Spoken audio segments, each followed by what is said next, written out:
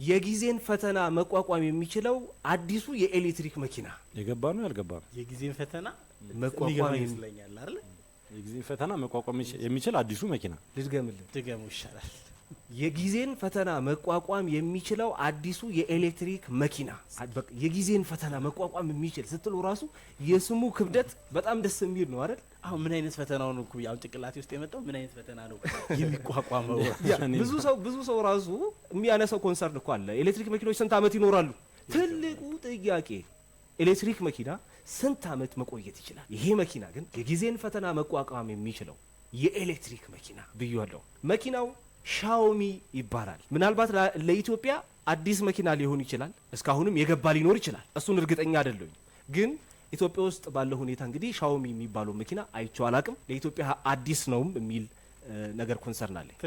ይሄንን መኪና በምን አንጻር እመለከተዋለሁ? ጄዲ ፓወር ቻይና የሚባል ትልቅ ዌብሳይት ቻይና ላይ የኤሌክትሪክ መኪኖች ላይም የነዳጅ መኪኖች ላይም ትላልቅ ሪሰርቾችን የሚሰራ ዌብሳይትና ተቋም ነው እና በዚህ በኳሊቲ ስተዲ አንጻር የኤሌክትሪክ መኪኖች ኳሊቲ ስተዲ ምን ይመስላል የሚለውን ፕሮብሌም ፐር 100 ቬሂክልስ በሚል ጽንሰ ሀሳብ የመቶ መኪኖች በመቶ መኪና ላይ ስንት ፕሮብሌም ተገኘ የሚል ሪሰርች አድርጎ ነበር። ይሄንን ሪሰርች ላንች ያደረገው በቅርብ ቀን ከ3 ቀን በፊት ነው። ቶፕ 10 ከሚባሉት ተሽከርካሪዎች መካከል የላርጅ ኤስዩቪ እና ላርጅ ሴዳን ዘርፉን እነዚህ የሻኦሚ መኪኖች ተቆናጠውታል። ምን ማለት ነው? ሻኦሚ ሲባል መኪናው ራሱ ሁለት መኪና ነው ያለው። በብራንድ ደረጃ ሁለት ብቻ ነው። ሻኦሚ SU7 YU7 የሚባሉ ሁለት መኪኖች አሉ። አንዱ SUV ነው፣ አንደኛው ሴዳን ነው። እና የላርጅ ሴዳኑንም በላው ዋንጫውን፣ የላርጅ SUVንም ዋንጫውን ሻኦሚ በላው። ስለዚህ ይሄ መኪና ምን አይነት መኪና ነው፣ ማን ነው የሚለውን ነገር እናነሳለን። በጣም ጥሩ። በዚህ ጥናት ላይ ስሞል ኢቪ ላይ ማይክሮ ካር ላይ ውሊንግ አንደኛውን ይዛለች። ያ ውሊንግ ሆንግያንግ ሚኒ ኢቪ የምትባለው መኪና በጣም ኢትዮጵያ ውስጥ ማይቻታለው በጣም የምታምር መኪና ናት። እሷ አንደኛውን ይዛለች። በመቶ መኪና 199 ፕሮብሌም ተገኝቷል። ይሄ ማለት ከመቶ መኪና በአንድ መኪና ውስጥ 1.9 ፕሮብሌም ችግር ተገኝቷል። ሁለት ችግር ተገኝቶባታል ማለት። ይሄ ሪሰርች የሚያተኩረው ምን ላይ ነው መሰለህ? መኪናው ከተገዛ እስከ 6 ወር ባለው ጊዜ ውስጥ ምን ያህል ችግር ተገኘባቸው በመቶ መኪኖች ውስጥ። ስለዚህ ይሄን ግን እንድታብራራላችሁ ዋንጫ በላ ስትል ምንም አይነት እንከን አልተገኘበትም፣ በጣም ጥሩ ሆኖ ተገኝቷል ሳይሆን ነው። በአንጻራዊነት ነው ውድድሩ የተደረገው፣ በአንጻራዊነት ነው። አሁን ከቶፕ 10 ውስጥ BYD የሚባል የለም። ጠብቄ ነበር። ምክንያቱም መጀመሪያም መረጃው ደርሶኛል ይሄ ሪዘልት ሊወጣ እንደሆነ ቢያንስ ቶፕ 10 ውስጥ አንድ መኪና ይገባል። ከዚህ ሁሉ መኪና ውስጥ አንድ መኪና አልገባም። ሻኦሚ ግን ያለው ሁለት መኪና ነው፣ ሁለቱም ገብተዋል። ሁለቱም ተሸልሟል ወይም አዋርድ ሆኗል ማለት ነው። ሁለቱም አዋርድ ሆኗል። ሁለት መኪና ነው ያለው።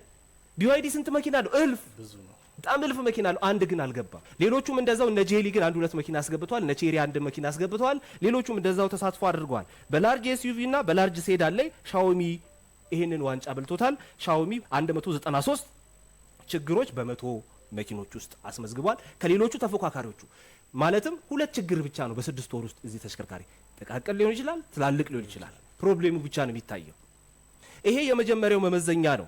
ስለዚህ ይሄ ተሽከርካሪ ማን ነው የሚለውን ነገር የሻኦሚ SU7 እና YU7 አዲሱ ማለትም አሁን የ2026 ሞዴል በሴዳን ነው የመጣው። ቀድሞ መጀመሪያ ይሄ ካምፓኒ ሲቋቋም የተመሰረተው በሴዳን መኪና ነበር። የሴዳን መኪናውን እየሸጠ እያለ የኤስዩቪ ፍላጎት በጣም ጨመረ። 2025 እና 24 ላይ በጣም ቶፕ ሴል ከሆኑት መካከል የኤስዩቪ መኪኖች ናቸው። ኤስዩቪ ማለት የቤተሰብ መኪና ትላልቅ መኪኖች ማለት ነው። 7 ሰው 5 ሰው የሚጭኑት መኪኖች ናቸው። እና ይሄንን እያሰብን ከጸደይ ፌስቲቫል በኋላ የ2026 ሞዴል በሴዳን እንደሚመጣ ያሳውቃል። ምክንያቱም ከዚህ በፊት ያሉት የኤስዩቪ ፍላጎት በጣም እየጨመረ በመምጣቱ ሰው ወደ ኤስዩቪ ሄዶ ግን የሴዳን እጥረት ተፈጥሮ ነበር። ይሄንን ክፍተት ለመሙላት የ2026 ሞዴሉን በሴዳን ይዞ እንደመጣ ተናግሯል። በዋጋ ደረጃ በጣም አፎርደብል ነው። 219800 ዩዋን ነው የሚሸጠው። ከመኪናው ጥራት አንጻር በጣም ትንሽ የሚባል ነው። ሀገር ውስጥ ቢገባ ምናልባት ከነ ቴስላ ጋር የተወዳደረ ዋጋ ኖሮት እንኳን ቢሸጥ እርግጠኛ ነኝ ከነሱ በታች እንደሚሸጥ በጣም በርካሽ ነው። በአንጻራዊነት ነው። አንዳንድ ሰው ርካሽ ነው ስትለው ከሴገል ጋር አነጻጽሮ እንዴ ከዛ በላይ ርካሽ ከመጣማ መኪና ቆይ ልጠብቅ የሚል ሰው ይኖራል። አዎ ገጥሞኛል። ባለፈው ዋጋ አንጻራዊ ነው። ዋጋም አንጻራዊ ነው። ስለዚህ የሻኦሚ ፍልስፍና ምንድነው? ቅድም እንደተናገርኩት የጊዜን ፈተና መሻገር የሚችል መኪና መስራት ነው። ቅድም ያልኩት ከመሬት አንስቼ ወይም ለማጋነን ሳይሆን የካምፓኒው መርህ ሞቶ ስለሆነ ሞቷቸው ነው። ስለዚህ አሁን ይሄንን ሞቷቸውን እያሰብን ምንድነው 2026 ላይ ያመጣው ለት ይሄስ መኪና ወደ ኢትዮጵያ ቢገባ ምንድነው መልካም ጎኑ የሚለውን አንስቼ በ2 ደቂቃ ውስጥ ወደ ሰዓት ወጀው እንሄዳለን። ስለዚህ የመጀመሪያው የደህንነት ማሻሻያ ነው፣ ሴፍቲ። እኔ ኤሌክትሪክ መኪና በጣም ሴፍቲ ያለው ነገር መሆን አለበት ብዬ አምናለሁ። በጣም ፕሮቴክት መደረግ መቻል አለበት ብዬ አምናለሁ። ልክ እንደ ኦልዶቹ ባትሪው ላይ በጣም በትንሽ ነገር መበሳት የሚችል ነገር፣ ከቨሩ በትንሽ ነገር መበሳት የሚችል ነገር ከሆነ ቻይና ላይ ምናልባት አስፋልት ላይ ተነዳው ይሆናል እንጂ እዚህ ጋር ኢትዮጵያ ውስጥ አምጥተ ለመንዳት ግን አስቸጋሪ ነው። ከዚህ በፊት እኮ የገጠመን ጎርፍ ውስጥ እየሄደ አይደለ ፌሮ ገብቶበት ሃውዚንጉንና ሙሉ ለሙሉ ከቨሩን አልፎ ሄዶ ባትሪው ውሃ እንዲገባና ችግር እንዲፈጠር ምንም እንኳን ሶልቭ ቢደረግኝ። እሺ ይሄ ተሽከርካሪ ከሴፍቲ አንጻር ምንድነው ያደረገው? አንደኛ አይረንና አሉሚኒየምን አሎይ የሆነ በጣም ጠንካራ ብረት ተጠቅሟል።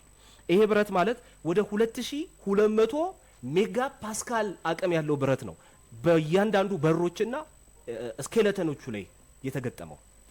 ይሄ ማለት 2200 ሜጋ ፓስካል ማለት በአንድ ሴንቲሜትር ስኩዌር ውስጥ 4 ዝኦኖች መጥተው ቢገጩት አይጣመምም ማለት ነው ብረቱ የተሽከርካሪው። ይሄ ማለት በኤሌክትሪክ መኪኖች ላይ በጭራሽ የማይታሰብ ነበረ። ይሄንን ለምን እንዳደረገ አነሷለሁ። ሁለተኛው በስታንዳርድ ደረጃ ኤርባጎች ናቸው። እንግዲህ በጣም 9 ኤርባግ ማለት በጣም ብዙ ነው ለአንድ ተሽከርካሪ። ከጋቢናው ውጪ 2 ለተሳፋሪዎችም 2 ኤርባግ እንዲኖር አድርጓል። ይሄ ትልቅ ሴፍቲ ላይ በደንብ ጨምሯል። መጨመርም አለበት ኤሌክትሪክ መኪና። ሌላኛው ባትሪ ሴፍቲ ላይ ስንመጣ በጣም ያስደነቀኝ 17 ላየር አለው ባትሪው ላይ 17 ላየር 17 ብርድ ልብስ ለብሰህ ጤነኛ ትሆናለህ? ተርማል ማኔጅመንቱስ እንዴት ነው የሚሆነው? 17 ላየሮች ወይም 17 ብርድ ልብስ የለበሰ ባትሪ ነው በ2026 ይዞ የመጣው ሃይ ቮልቴጅ ባትሪ። ከሴፍቲ አንግል ነው ወይ? ከሴፍቲ አንግል ለምን እንዲህ እንዳደረገ አነሳዋለሁ። ከዚህ በፊት የኤሌክትሪክ መኪና ትልቁ ስጋቱ እንግዲህ ባትሪው። አዎ እንግዲህ 17 ፕሮቴክተር 17 ላየር ካለው ኦሬዲ ይሄንን በምንም ተአምር ልጭረው አትችልም። አሁን ቦዲው ላይ ያለው ፕሮቴክተር ወደ 2200 ሜጋ ፓስካል ያክል አቅም እንዳለው 4 ዞን መጥቶ ቢወርቅበት መጣመም እንደማይችል ግን በ1 ሴንቲሜትር ስኩዌር ውስጥ እንደሆነ ተናግሬያለሁ። ቀጣዩ ባትሪው ላይ 17 ላየር አለው 17 ብርድ ልብስ የለበሰ ፕሮቴክት አድርጎታል። ከቨሩ ማለት እኮ ነው። ባትሪው ላይ እላዩ ላይ ያሉት ፕሮቴክተሮች 17 ላየሮች አሏቸው። ሌላኛው በጣም የሚገርም ነገር 1500 ሜጋ ፓስካል ስክራችን መቋቋም የሚችል ቡሌትን ወይም ጥይትን መመለስ የሚችል ከታች ፕሮቴክተር ተገጥሞለታል። ከታች ነው ያልኩ የባትሪ ፓኮ ከታች ሌየሩ ፕሮቴክቲቭ ከለንቱ ከታች ያለው 1500 ሜጋ ፓስካል ቢያንስ 2 ዞን ቢገጨው የማይጋጭ የማይሰበር ወይም የማይሰነጠቅ ወይም የማይከፈት ልንለው እንችላለን። ትልቅ የምስራች ነው። ሌሎቹም ይሄንን አይተው እርግጠኛ ነኝ እንደሚከተሉት ተስፋ አደርጋለሁ። አሁን እኮ ይሄንን ስናወራ እኮ የቻይናን የመኪና ማርኬት ነው። ለምን ይሄንን ካደረገ እኮ ሌላው የሚከተለዋል። ለምን ማርኬት ነው። የሱ ተፎካካሪ አለ፣ የቢዋይዲ የጂኤል አለ፣ ሻኦሚ ኤክስፒንግ አለ፣ ኒዮ አለ። መከተላቸው አይቀርም። ይሄንን ቴክኖሎጂ አመጣ ማለት ሌሎቹም ሁሉ የሚከተሉታል እኮ ማለት ነው። እንደዛ ነው። አንዱ ሲጀምር ሌላው እንደውም እያሻሻሉ ነው ይመጣው እና 1500 ሜጋ ፓስካል ስክራች እንኳን መሆን አይችልም። ድንጋይ እንኳን ቢፍቀው አይጫርም። እንኳን ሌላ ችግር ሊፈጠር ማለት ነው። መጫር እንኳን አይችልም። በጥይት ብትለውም ጥይቱን ይመልሳል። አሁን ለኛ መንገድ ላይ እንዴት ነው? በጣም አሪፍ ነው። ምን ጨነቀው ታውቃለህ? ይሄ የስፒድ ብሬከር ጉዳይ ሁሉንም መኪና እያስወረደን ያለው አሁን ይሄ ነገር ለኛ ጋር ቢመጣስ እኮ በጣም አሪፍ ነው። እንዴ ሌሎቹን እኮ ስትመለከት እኮ ኦሬዲ በእጅህ የምትበሳው በሆነች ነገር የምትበሳው እኮ መኪኖች እየገቡ አይደል እንዴ? እንኳን 1500 ሜጋ ፓስካል እኮ የዚህን ግማሽ እንኳን እኮ አልተለመደም፣ አልታየም። ይሄ እኮ አዲስ ነገር ነው እና ድንጋዮች ቢኖሩ እንቅፋቶች ቢኖሩ ጥይት እንኳን ቢመታው መመለስ የሚያስችል ፕሮቴክተር ከታች ከባትሪው እታች የተገጠመለት ተመርቆ ነው የተሸኘው። እንቅፋት አይንካ። እሺ ሌላኛው የበር እጀታ ላይ ነው። እዚህ የበር እጀታ ላይ ይሄ ተሽከርካሪ 3 አማራጮችን አስቀምጧል። ይሄንን ነገር ለማብራራት ከዚህ በፊት የተፈጠረውን ታሪክ ልንገራቸው። የሻኦሚ መኪና የሆነ መንገድ ላይ ሾፌሩ እየነዳው እያለ ሙቀት ያስተውላል። ሙቀት ሲያስተውል መኪናውን ወደ ዳር አስይዞ ምን ተፈጥሮ ነው ብሎ ግራ ሲጋባ ለካ የመኪናው ባትሪ እሳት አስነስቶ ነበረ እና እሳቱ ከእሳትነትም አልፎ እንግዲህ ቁጦች ናቸው። ሊቲየም አዮኖች በጣም ቁጦ ናቸው። እሳት ከተነሳ ወዲያው ነው የሚፈነዱት ማለት ነው። እና ጭስ ሲወጣ የሆነ ነገር ላይ ግጭት ስለነበረ እንግዲህ ያለው ነገር በጣም አሳዛኝ ነበረ። ምክንያቱም ግለሰቡ ከመኪናው ውስጥ ለመውጣት እጀታውን ሲስብ መኪናው አልከፈታለሁ። ምክንያቱም 12 ቮልት ባትሪዋ ሉዝ አድርጋ ነበረ በግጭቱ ምክንያት። አሁንም እኮ እኛ ሀገር ውስጥ ያሉ ተሽከርካሪዎች አይተ ከሆነ እነ ዮሐናፕ የ12 ቮልት ባትሪውን ከፊት ለፊት ይልቅ ውስጥ አስገብተውታል። ኮንቨርሰር ያደረጉት ለምን መሰለ?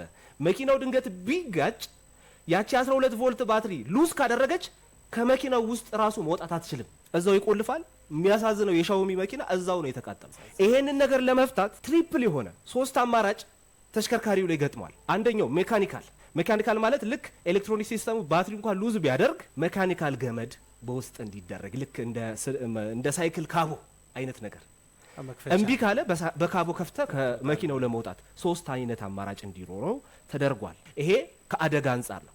ሌላኛው አማራጭ ደግሞ ምንድነው? ለበሩ ብቻ ታስባ ሌላ ባትሪ እዚህ መኪና ላይ ተገጥማለች። ኢመርጀንሲ ባትሪ የሆነ ቦታ አለ። ለበሩ ብቻ ደግሞ ለብቻ አነስ ያለች ባትሪ እንዲገጠም ተደርጓል። በቀላሉ አደጋ እንኳን ቢፈጠር ከፍቶ እንዲወጣ። ይሄንን ሻውሚ ያደረገው ይሄ ስታንዳርድ በነገራችን ላይ የቻይና መንግስት ለ2027 ያሰበው ስታንዳርድ ነበር። እሱ ግን በ2026 አሟልቶ አምጥቶታል። ይሄንን አደረገ ማለት ቅድም እንዳለው ሌሎቹ ይከተሉታል ማለት ነው። መካኒካል ኬብል እንዲደረግ መደረጉ ሌሎቹም ላይ ወሳኝ ነው። በነገራችን ላይ ኤሌክትሪክ መኪና የያዘ ሰው ከፊት ለፊት ባትሪው ካለ ግጭት ካለ ሉዝ ካደረገ ከመኪና ውስጥ መውጣት አትችልም። ይሄንን ታሳቢ መደረግ አለበት። በሁለተኛ ደረጃ ሞተሩ ጋር ነው የምትመጣው። መሻሻያው ምንድነው? ሞተሩ ጋር ስንመጣ 22000 አርፒኤም አቅም ያለው ማክሲመም ስፒዱ ማለት ነው ሞተር ነው የተገጠመለት። 22000 አርፒኤም በአንድ ደቂቃ ውስጥ በአንድ ሰከንድ ውስጥ በደቂቃ ሰከንድ ሆነ በጣም በአንድ ደቂቃ ውስጥ 22000 አርፒኤም ያለው ሞተር ነው። አዎ ይሄ ምንድነው ጥቅሙ? መኪናው በከፍተኛ ፍጥነት ሲጓዝ ጭንቀት የለበትም። ምክንያቱም በደቂቃ 22000 የሚጓዝ ለምሳሌ አንተ የሆነን ሩጫ በጣም ሩጫ የሚችል ሰው ስታስሮጠውና ሩጫ የማይችል ሰው የሆነ ሩጫ በጣም ፍጠን ብትለው የትኛው ነው ቶሎ የሚደክምበት? በጣም ቶፕ የሆነውን ሰውዬ አነስ ያለች ግን ፈጣን ነገር ብትሰጠው ለሱ ቀለል ልትለው ትችላለች። ከዛ አንፃር ሞተሩ ላይ ይሄንን ማሻሻያ ተደርጓል። ሌላኛው ሬንጅ ላይ ነው። ሬንጁ በጣም በሚያስደንቅ ሁኔታ 2026 ሞዴሉ 902 ኪሎ ሜትር በአንድ ጊዜ ቻርጅ መጓዝ ይችላል። ይሄ 902 ኪሎ ሜትር በአንድ ጊዜ ቻርጅ መጓዝ ይችላል። የሚያስደንቀው ነገር እዚህ ጋር እንዴት አድርገው ኦፕቲማይዝ እንዳደረጉት በጣም ነው የገረመኝ። ግን ባትሪው ከ100 ኪሎዋት አወር ባትሪ በታች ነው። ከ100 ኪሎዋት አወር ባትሪ በታች ሆኖ የሚጓዘው ግን 902 ኪሎ ሜትር እንዲሆን ተደርጓል። ይሄ በጣም አስደናቂ ቴክኖሎጂ። አሁን ቢዋይዲ ሴግርን አይተ ከሆነ ኦፕቲማይዜሽኗ በጣም የሚገርም ነው አይደል? ከውጪ ስታያት ትልቅ ትመስላለች፣ ውስጥ ስገባ ሰፊ ነው። ኮፈኗን ግን ስከፍታት የሆነች ሚጢጥዬ አሻንጉሊት ነገር ነው የምትመስለው። ይሄ ማለት የዲዛይን ውጤት ነው፣ የጭንቅላት ውጤት ነው። እና ይሄም ተሽከርካሪ 902 ኪሎ ሜትር በአንድ ጊዜ ቻርጅ መጓዝ እንዲችል እሱም በ100 ኪሎዋት አወር ባትሪ እንዲጠቀም ተደርጓል። ይሄ ማለት ከአዲስ አበባ መቀሌ በደሴ በኩል ቀጥ ብለህ ትገባለህ ማለት ነው። ለዞም እዛ ደርሰህ 300 ኪሎ ሜትር ነው 200 ኪሎ ሜትር ይተርፍህና ሽርሽር መልስ አለ ሁላ ማለት ነው። ቻርጁ 670 ኪሎ ሜትር በ15 ደቂቃ ማድረግ ይችላል። አራተኛው ላይ ኢንተለጀንስ ነው። ኢንተለጀንሱ ደግሞ አድቫንስድ የሆነ ኮሚኒኬሽን አለው። መኪናውና አንተ የሚገርም ግንኙነት አላችሁ ማለት ነው። ይሄ መኪናውና አንተ በምን አይነት መልኩ ማለት ነው? መኪናውና ቤት፣ መኪናውና መንገድ። ከዚህ በፊት አራተኛው ዓለም ምንድነው ብለናል? መኪና ልክ እንደ ስልክህ እንደ ራስህ ቤትህ ልትቆጥረው ነው የሚገባው ማለት። ይሄ ተሽከርካሪ መኪና ውስጥ ሆነ የሳሎን ማብራት ማጥፋት ትችላለህ ማለት ነው። መኝታ ቤት የሆነ ቲቪ መክፈት ወይም ኤር ኮንዲሽነር ኦን ማድረግ ትችላለህ መኪና ውስጥ ሆነ ገና ቤት ሳትገባ። ስለዚህ መኪናውና ቤቱ መገናኘት የሚችሉበት 5G ኔትወርክ ወይም ዋይፋይ 7 የሚባል መቀበል ይችላል። ሁለተኛው ሌላኛው ምንድነው? በኢንተለጀንት ደረጃ ከቤትና ከስልክ ጋር እሱን ተናግረው ያለው ኤአይም በውስጡ አለው። መኪናውን ኮሚኒኬት ማድረግ ትችላለህ። ልክኛ ጀሚናይን ኮሚኒኬት እንደምናደርገው ከመኪናው ጋር ማውራት ትችላለህ። አንድ የሆነ ጎረምሳ አብሮህ እየሄደ ነው ማለት ነው። ስለዚህ አይደብርም፣ ድብርት የለም። እሱ ነው። ይሄ የተሻለ በጣም የሚገርም ነው። አራተኛው ላይዳር ቴክኖሎጂ። ላይዳር ቴክኖሎጂ ላይ በተለይ ላይዳርና ራዳር ቴክኖሎጂ ላይ ከዚህ በፊት አንስተናል። ትናንሾቹ ሁሉ የላይዳርና የራዳር ቴክኖሎጂ አሁን አዲሱ አመጣው ሲጉልም ላይዳር ተቀማለ ስለእንደም ባለፈው ያወራን ነው። ያ ከትናንሽ እስከ ትልቅ ላይዳር ማለት መኪናው በጨለማ እንዲሄድ የሚያደርገው ነው። ልክ እንደ ሌሊቶፍ የሌሊቶፍ በለው በቃ መኪናው በጨለማ ቀጥ ብሎ ይሄዳል፣ ከምንም ጋር ሳይጋጭ የነገሮችን ስሪዲ መረዳት ይችላል። ከዚህ በፊት ስላነሳ ነው የኮምፒውተር አቅሙ 7 ቶፕስ በሰከንድ ውስጥ 700 ማለትም 7 ሳይሆን 700 ቶፕስ፣ ያ ማለት በሰከንድ ውስጥ 700 ትሪሊየን መረጃ ማቀናበር ይችላል ማለት ነው። መኪናው ፕሮሰሲንጉ በጣም ትልቅ ፕሮሰስ አለ። አምስተኛ ላይ ከመረጃ ወደ ግንዛቤ ተሻግረዋል። በጣም የወደድኩት ፓርቲ ይሄ ነው። ከመረጃ ወደ ግንዛቤ ምን ማለት መሰለህ? ለምሳሌ መኪናውን እየነዳኸው እያለ ከፊት ለፊት የሆነ ድንጋይ ካለ አሁን ላይ ያለው ኢንተለጀንስ ሲስተም አዳስ ሲስተም አድቫንስድ ድራይቨር አሲስታንስ ሲስተም የሚያውቀው ቁም ነው። ለምን ዳታ ነው ድንጋይ አለ ቁም። አሁን ላይ ያለው ግን ግንዛቤ ድንጋዩ ምን ያክላል፣ ትልቅ ነው ትንሽ ነው፣ ወደ ግራ ልታጠፍ ወይስ በቀኝ በኩል ልሂድ፣ ልዝለለው ወይ ምን ላርገው፣ ልለፈው ምን ላርገው ብሎ ማሰብ ይችላል። መኪናው ሊወስንም ይችላል ነው። አዎ አስበው ነው የሚወስነው። አስበዋል። ግን ቴክኖሎጂ እየረቀቀ ነው የመጣው። ይሄኛው አምስተኛው ነጥብ ነው።